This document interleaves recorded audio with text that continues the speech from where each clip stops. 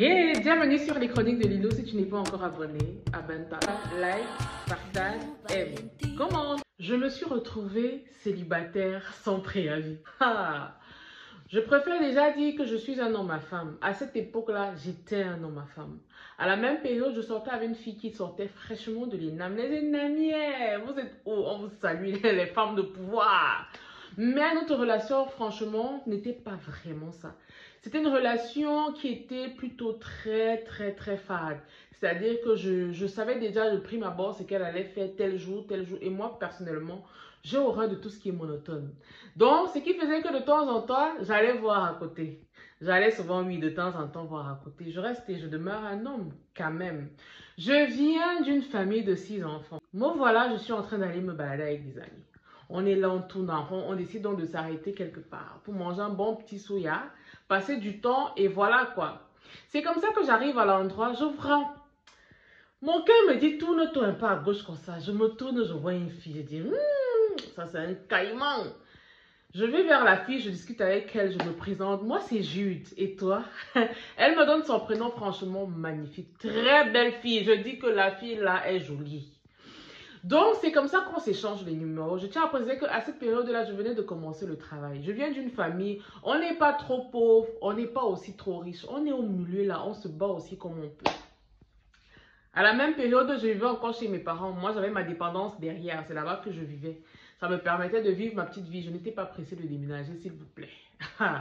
Je commence à discuter avec elle, c'est-à-dire 3 jours après, je lui écris sur WhatsApp, on discute, on papote et tout. Elle me parle un tout petit peu d'elle, elle me dit que voilà, elle a arrêté les études en première et que franchement, elle, personnellement, elle n'a plus envie d'aller à l'école, elle est fatiguée de tout ça, elle aimerait entrer dans la vie active. Personnellement, je suis le genre d'homme qui ne juge pas ce genre de choses parce que dans la vie, tout le monde a ses réalités. Ou bien les gars, je commence la discussion avec elle, elle est très intéressante. Néanmoins, j'aime bien sa compagnie. Un jour, je l'invite 1 fois. Je l'invite 2 fois. Je l'invite 3 fois. Ah, le gars là est tombé. Le gars là est tombé. Oui, je suis tombée, j'avoue.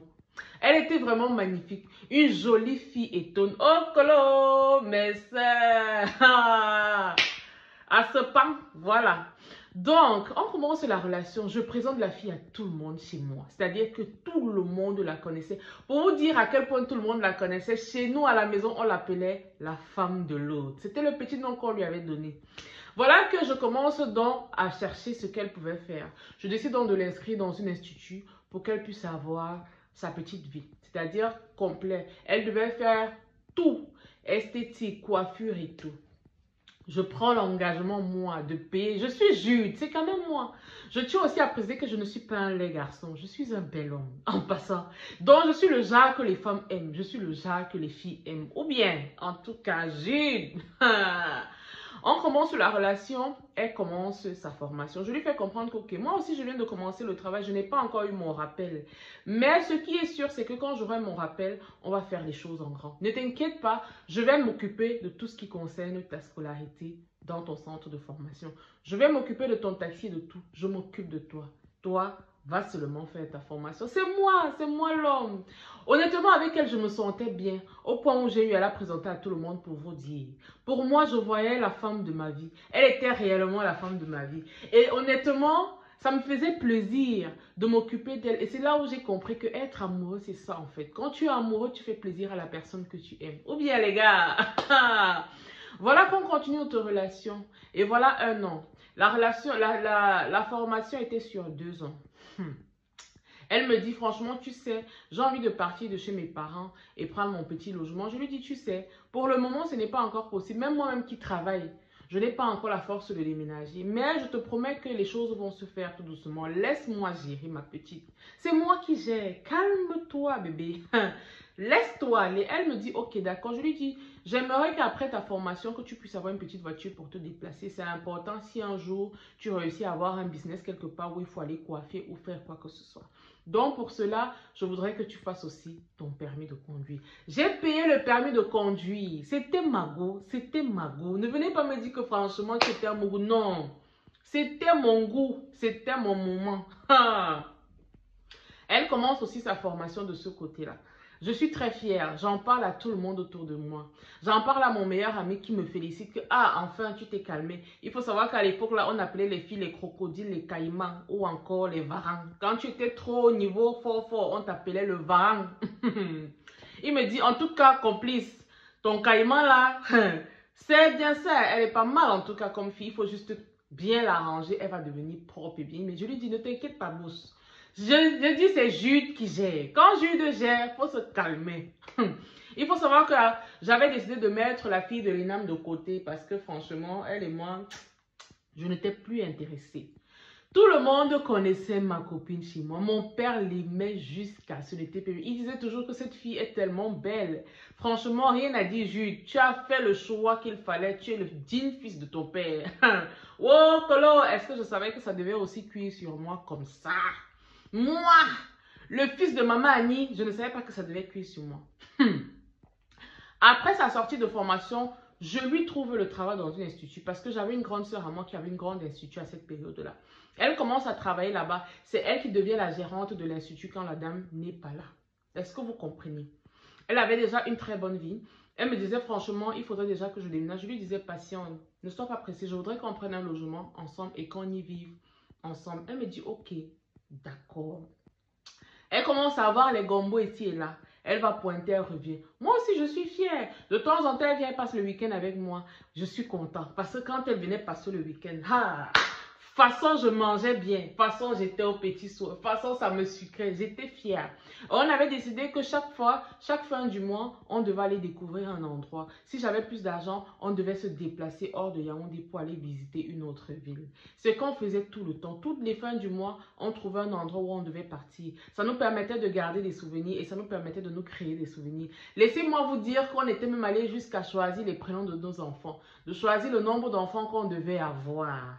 Pour vous dire à quel point Jude que je suis était un gars amoureux à souhait. Sincèrement, elle me mettait bien au lit. Il n'y avait rien à dire. En plus du lit, c'était une très bonne fille.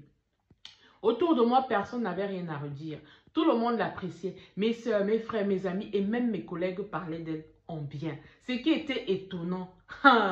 Je vous jure que cette fille, elle m'a vraiment tourné la tête. C'est-à-dire que l'amour entre elle et moi, c'était juste magnifique. C'était minko. Voilà qu'un jour, elle me dit, tu sais bébé, je vais me déplacer. Je vais aller à un endroit où je dois faire une prestation et puis je vais revenir. Ça va me prendre une semaine. Je lui dis, ok, d'accord, il n'y a pas de souci. Vas-y.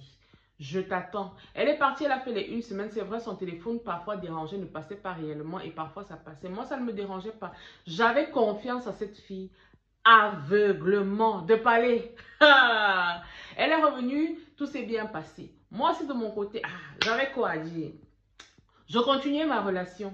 Et voilà que elle va finalement déménager. Je lui dis, s'il te plaît, patiente encore, bébé. Patiente, j'attends un argent là. Elle me dit, ok, je patiente encore, mais franchement, je commence à être fatiguée de rester dans la maison familiale. Et qui, maintenant que tu as un peu l'argent, et qui je reste, je dis à ma mère qu'ok, comme ici j'ai déjà eu mon rappel, on va diviser l'argent en deux. Une partie, je vais utiliser ça pour aider ma copine à trouver un logement. Et l'autre partie, mets ça dans tes différentes réunions et cotisations pour que ça me multiplie l'argent. Ma mère me dit, mais non, pourquoi tu veux faire ça? On va faire simple.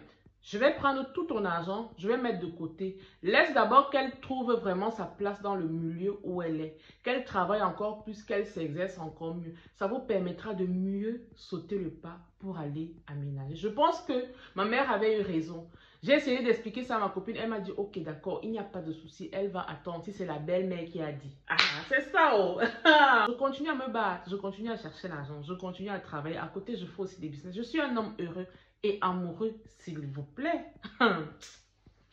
Un ami m'appelle un matin, il me dit, mais j'ai tamponné ta copine à X endroit et tout. Je dis, mais comment ça? C'est pas possible. Il me dit, mais je te dis, je l'ai vue, elle était dans une voiture avec X personnes. Je ne sais pas qui était cette personne. C'est comme ça que je l'appelle. Je lui dis, elle me dit, non, c'est un oncle à moi qui est venu, mais je suis en train de l'aider à faire certaines courses.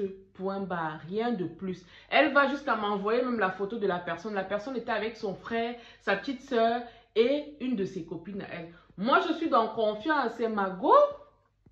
Donc, je ne peux pas me douter de quelque chose. Et voilà qu'elle me dit encore une autre fois qu'elle va se déplacer et que franchement, elle va mettre un peu de temps, pratiquement une semaine pleine. Je lui dis ok.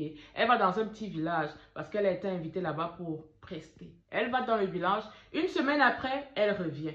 Tout se passe bien entre elle et moi. Honnêtement, rien n'a redit. Elle passait toujours les week-ends chez moi. J'allais la chercher de temps en temps. Je l'amenais en balade. Quand on devait se voir et que je devais aller chez elle, je l'appelais, je lui disais, ok, je suis en train de venir là-bas à la maison, prépare-toi, on va sortir. Ce qu'elle faisait naturellement, rien n'avait changé entre nous. Voilà qu'un matin, je suis assise chez moi.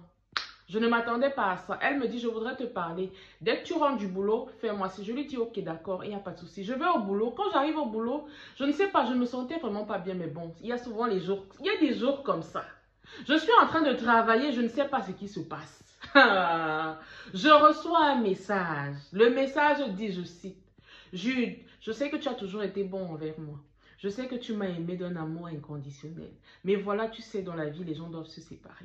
Je tiens à te dire merci pour tout ce que tu as fait pour moi. Je tiens à te dire merci pour la patience que tu as eue envers moi. Mais je préfère que toi et moi, on se sépare. Car ici, je préfère passer à autre chose. On n'est pas fait pour être ensemble. Peut-être dans une autre vie, on se retrouvera.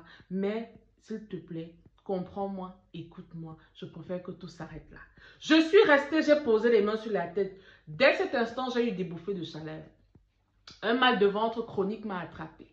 J'ai eu mal à la tête. Je n'arrivais plus à me concentrer ni à travailler. Je ne comprenais pas ce qui se passait. Je suis sortie du boulot un peu plus tôt. Je suis arrivée chez elle, il n'y avait personne là-bas. En tout cas, quand je suis arrivée, je n'ai que trouvé ces deux petits frères qui m'ont dit qu'il n'y avait personne à la maison. Ha!